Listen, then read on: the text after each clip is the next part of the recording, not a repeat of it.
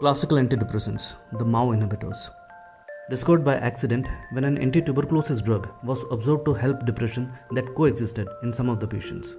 Iproniazid was eventually found to work in depression by inhibiting the enzyme MAO. MAO inhibitors are also highly effective in certain anxiety disorders such as panic disorder and social phobias.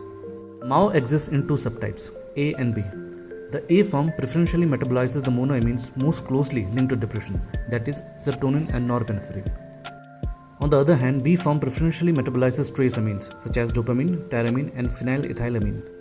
Noradrenergic and dopaminergic neurons are thought to contain both MAO-A and B, with perhaps MAO-A activity predominant, whereas serotonergic neurons are thought to contain only MAO-B. MAO-A is the major form of this enzyme outside the brain, with the exception of platelets and lymphocytes, which has MAO-B. Interestingly, brain MAO-A must be inhibited for antidepressant efficacy. Inhibition of MAO-B is not effective as an antidepressant. But when this enzyme is selectively inhibited, it can boost the actions of concomitantly administered levodopa in Parkinson's disease. MAO-B is also thought to convert some environmentally derived amine substrates called protoxins into toxins that may cause damage to neurons and possibly contribute to cause or decline of function in Parkinson's disease. Thus, inhibiting MAO-B might slow the degenerative course of various neurodegenerative disorders, including Parkinson's disease.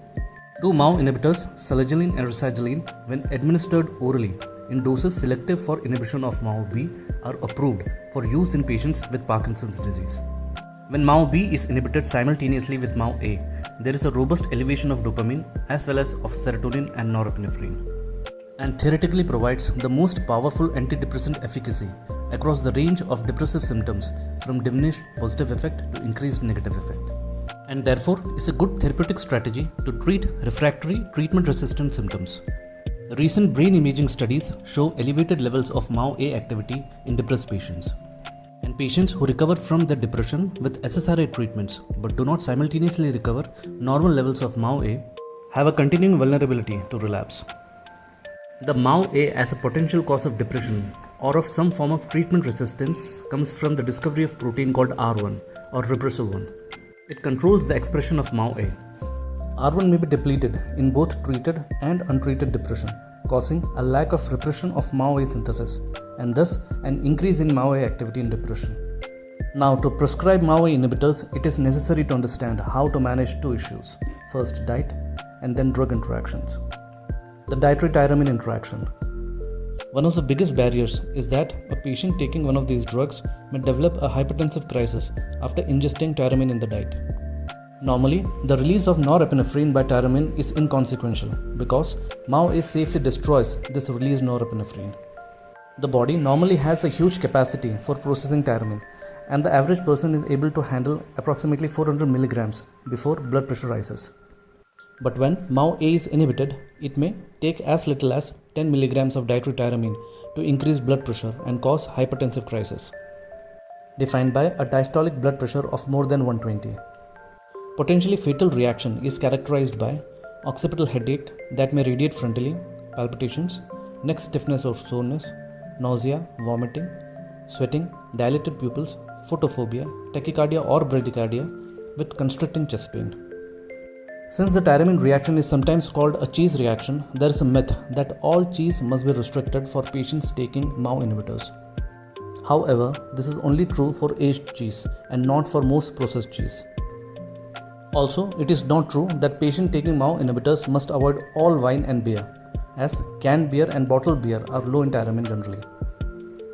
Only tap and non-pasteurized beers must be avoided, and many wines are actually quite low in tyramine. But should always counsel patients taking classic MAO inhibitors about diet and keep up to date with the tyramine content. There are two MAO inhibitors that does not require any dietary restrictions. Selegiline is selective MAO-B inhibitor at low oral doses, but also does not inhibit MAO-A in the brain and is therefore not an antidepressant. However, delivering it through a transdermal patch allows inhibition of both MAO-A and B in the brain, while largely bypassing inhibition of MAO-A in the gut. By the time the drug recirculates to the intestine and liver, it has much decreased levels and significantly inhibits only MAO-B in these tissues, and thus no dietary tyramine restrictions are necessary. Another mechanism to theoretically reduce risk of tyramine reactions is to use reversible inhibitors of MAO-A. REMAs can be removed from the enzyme by competitive inhibition by MAO-A substrates. That is, if norepinephrine levels are high enough, they can displace the REMA from MAO-A and the enzyme activity is restored. However, the REMA moclobemide still carries the dietary restriction warnings of irreversible MAO inhibitors. Now let's discuss drug-to-drug interactions of MAO inhibitors. Some interactions can be dangerous or even lethal. There are two general types: those that can raise blood pressure by sympathomimetic actions and those that can cause potentially fatal serotonin syndrome by serotonin reuptake inhibition. MAO inhibitors and sympathomimetics, to avoid or to administer with caution. Drugs that boost adrenergic stimulation when added to MAO inhibitors can cause potentially dangerous hypertensive reactions. Decongestant stimulates postsynaptic alpha-1 receptors directly or indirectly, which constricts nasal blood vessels. This combined with MAO-A inhibition may be sufficient to cause hypertension or even hypertensive crisis. This is less likely with topical or intranasal administration and in those who are not vulnerable to hypertension. Other agents include stimulants and some antidepressants. For patients with cold or upper respiratory infections, antihistaminics are safe with the exception of those that are also serotonin reuptake inhibitors. Example, brome or chlorpheniramine. Cough medications with expectorants or codeine are safe but avoid dextromethorphan. MAO inhibitor interactions with anesthetics. Both general and local anesthetics that contain epinephrine can cause changes in blood pressure. You have to choose an agent that does not contain vasoconstrictors. For elective surgeries, one should wash out the MAO inhibitors 10 days prior to the surgery. And for urgent surgeries, one can cautiously use a benzodiazepine, mivacurium, morphine, codeine, etc. Try to avoid MAO inhibitors with serotonergic agents, such as agents that inhibit serotonin reuptake. In combination, these two mechanisms can cause excessive stimulation of postsynaptic serotonin receptors, which has the potential to cause fatal serotonin syndrome or serotonin toxicity.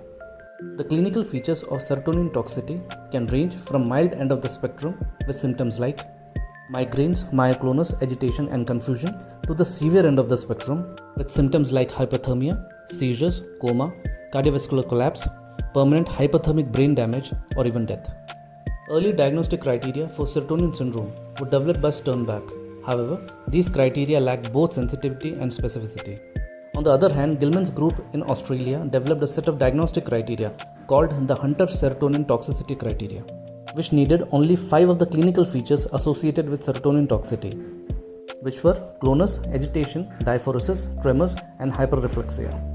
Therefore, as stated again and again, never combine agents that has potent serotonin reuptake inhibition with agents that cause substantial MAO-A inhibition. And these includes SSRIs, SNRIs, and the TCA clomipramine. Opioids that block serotonin reuptake, especially meperidine, but also tramadol and dextromethorphan must be avoided. Serotonin 1A partial agonism or the pro-serotonergic actions of lithium could also contribute to serotonin syndrome in combination with MAO inhibitors. These interactions mentioned are not actual contraindications, but such medications can be administered with caution. MAO inhibitors interactions with TCAs. MAO inhibitors are formally contraindicated for patients taking antidepressants that are norepinephrine reuptake inhibitors, such as most tricyclic antidepressants, and may result in the aforementioned hypertensive reaction. But with the exception of clomipramine, a potent serotonergic reuptake inhibitor, other TCAs can be combined with MAO inhibitors with caution for severely treatment-resistant patients by expert doing careful monitoring. One should start the MAO inhibitors at the same time as the tricyclic antidepressants, both at a low dose, after an appropriate drug washout.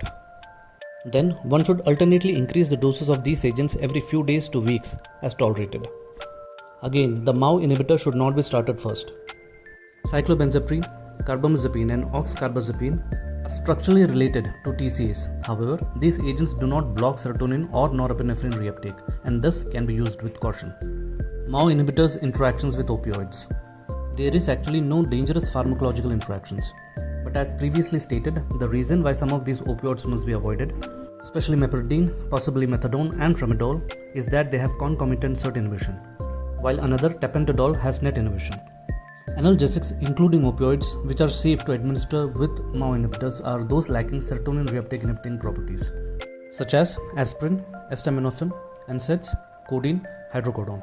Switching to and from MAO inhibitors and bridging medications to use during these switches. One must wait at least 5 half-lives after discontinuing the serotonergic drug before starting the MAO inhibitor. For most drugs, this means around 5 to 7 days, a notable exception being fluoxetine, for which one must wait for 5 weeks. When switching in the other direction, one must wait at least 14 days following the discontinuation of MAO inhibitor before starting the serotonergic drug. There are many medication options depending on the individual patient's situation for managing symptoms during this period. These include benzodiazepines, Z-drug sedative hypnotics, trazodone, lamotrigine, valproate, anticonvulsants, stimulants, and atypical antipsychotics. The bottom line for MAO inhibitors: they should not be discounted as valuable treatment options for treatment-resistant depression as well as treatment-resistant anxiety disorders, such as panic disorder and social anxiety disorders, although they do require a watchful eye over dietary intake.